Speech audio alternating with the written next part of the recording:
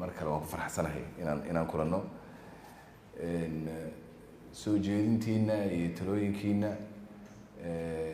waa wax ku ool waxayna kasoo fulayaan khibrad iyo aqoon iyo ku salaysan tadbiiqa iyo practice qofkii inuu dadkani waa dadkii runtii technically dee wasaaradaha hagayay waxa meesha yaalla si fiican u ogaa wixii ceeba jirta challengeska iyo wixii opportunities ee jiraba dadka si fiican u ogaa waaye aadka u ogaa marka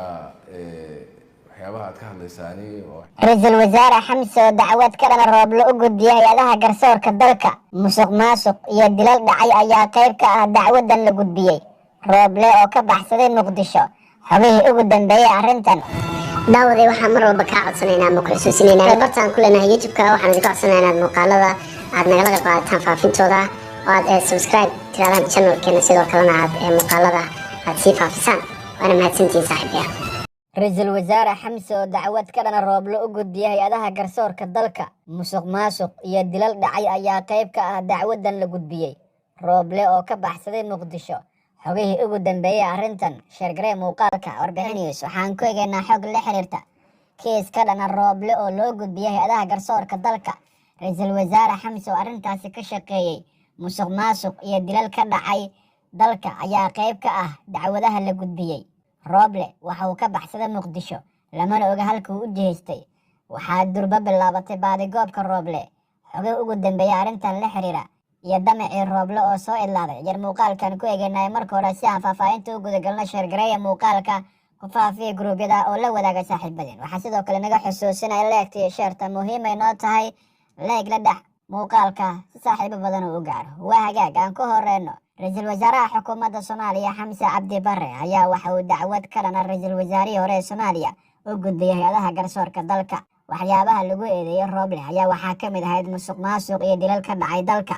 dacwadan la gudbiyay ayayna qayb ka ahaayeen waxaana Xamse Barre uu mar kale dacwadan ka dhanka ah Rooble ka furay dalka isagoo hay-adaha garsoorka ku amray in ay si degdeg baaris ugu sameeyaan arrintan Rooble waxa uu markan wajahayaa cadaadis kaga imaanaya Xamse Barre oo markan u arko inuu culays uu ku hayo xaaladda ayaana ku adkaanaysa waxaa dhowr jeer hore ra-iisul wasaarihii hore ee Soomaaliya Maxamed Xuseen Rooble isagoo loo haysta kiisaskan laga soo celiyay dalal kala duwan haddase waxay u muuqataa in mar kale uu la kulmayo cadaadis ka dhana dowladda Soomaaliya taasi oo u muuqanaysa in isaga culays lagu saarayo iyadoo Rooble uu wajahaya markan musuqmaasuq iyo dilal dhacay oo uu qayb ka ahaa dacwadda la gudbiyey ayayna ku xusnaayeen gal dacwadeedkan ka dhanka ah Rooble ayaana waxaa ka shaqeynayay muddo ra-iisul wasaaraha hadda xilka haya ee Xamse Cabdi Barre waxaana Xamse Barre uu sheegay in marraba uusan qaadan doonin musuqmaasuq iyo dhibaatooyin shacabka loo geysto in lagu sii naaloodo waxaana dilal ka dhacay Muqdisho oo qayb ka ahaa dilkii loo geystay Allaha u naxariistay abwaan Badal Jaamac Laangare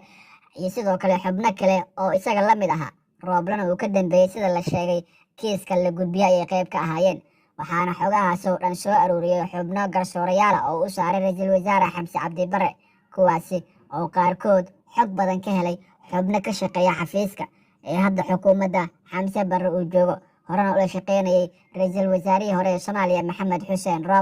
Rooble ayaa dhowaan dalka ka cararay balse waa uu soo laabtay maalmo qura kadibna waxa uu mar kale u baxsaday dalka dibaddiisa lama oga dalka sida gaarka u aadan Rooble oo magangelyada uu weydiistay balse waxay u muuqataa in culeysyada markan uu siyaadayo ra-iisul wasaare Xamse Cabdi Barre ayaana culeysyo siyaasadeed waxa uu saarayaa ra-iisul wasaarihii isaga xilkaga horreeyay ee Maxamed Xuseen Rooble kadib markii uu ku helay caddeemo kiisas uu ka dambeeyay Rooble iyo faldambiyeedyo ka dhacay gudaha dalka oo ay ugu waaweyn yihiin musuqmaasuq baaxad weyn oo lagu eedeeyey Maxamed Xuseen Rooble oo dagaal siyaasadeed hore ula galay madaxweyne Farmaajo ayaa kadib dagaalkii uu la galay Farmaajo iyo Fahad waxa uu wajahay culeysyo siyaasadeed oo kala duwan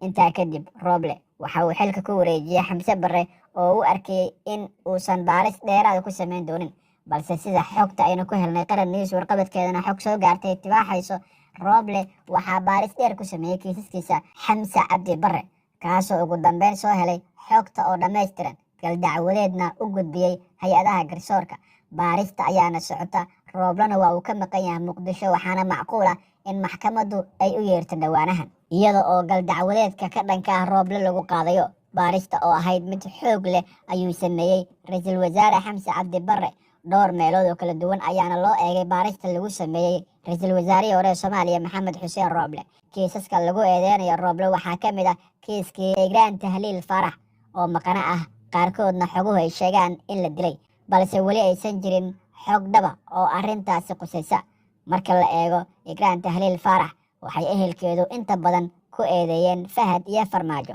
balse waxaa jira xogo kale oo soo baxay oo fahad uu bannaanka keenay, taasoo ahayd in rooble, mahad salaad iyo alcadaala iyo xubin kale oo shabaab ka tirsan ay ka dambeeyeen. sidoo kale waxaa mahad salaad lagu eedeeyey in faldambiyeedkan uu qayb ku lahaa, balse xamse barre ayaan weli baaris ku sameyn midda mahad salaad ee waxa uu baaris qoto dheer ku sameeyey arrintii la xiriirta rooble iyo kiisaskii uu galay. kiiska ugu weyn ee lagu haysto rooble ayaana ah kiiskii igraan tahliil faarax oo la sheegay inuu wax ka ogaa, si siyaasadsanna uu u wajahay fahad iyo farmaajo. runtii mar kale waan ku faraxsanahay inaan kulanno. soo jeedintiina iyo talooyinkiina waa wax ku ool, waxayna kasoo fulayaan khibrad iyo aqoon iyo ku salaysan tadbiiqa iyo practiceka. qofkii inuu dadkani waa dadkii runtii technically dee wasaaradaha hagayay, waxa meesha yaalla si fiican ogaa, wixii ceeba jirta iyo challengeska iyo wixii opportunities ee jiraba dadka si fiican u ogaa waaye, aadka u ogaa. marka waxyaabaha aad ka hadlaysaani waa waxyaaba sax ah oo la taaban karo oo maalin walba idin hortaagan. halkan dadka fadhiyaa runtii ahamiyadda ay leeyihiin cid waliba ay og tahay. ahmiyad gaara ay leeyihiin, waa mashiinkii dowladnimada ay ku dhaqaaqaysay, waa lugahay ku socotay runtii. waa dhiiggii rasmiga ahaa ee dowladda, waa halkan madaxdii rasmiga ahayd ee dowladda halkan ay joogaan, halkan ay fadhiyaan maanta. siyaabo badan baa loo cabiri karaa, laakiin sida ugu roone waxaa way in la dhaho waa mashiinkii haddii la damiyo ay dansan yihiinna waa iska dansanaan, ama waa wadnihii dowladda. wadnahana dee nabigeena calayh salatu salaam uu inoo sheegay, hadduu wanaagsanaadana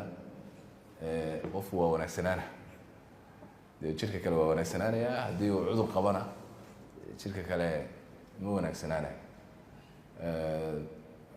xanuun buu qaadayaa. marka agaasinku hadduu wasaaradda ka khariban yahay, shaki wuxuusan ku jirin inay wasaaraddu kharibayso. haddii uu fiican yahayna shaki wuxuusan ku jirin in wasaaraddu ay fiicnaanayso. laakiin waa markuu dee agaasinku saad sheegteen uu protector yahay, isaga oo protected yahay oo la ilaalinayo,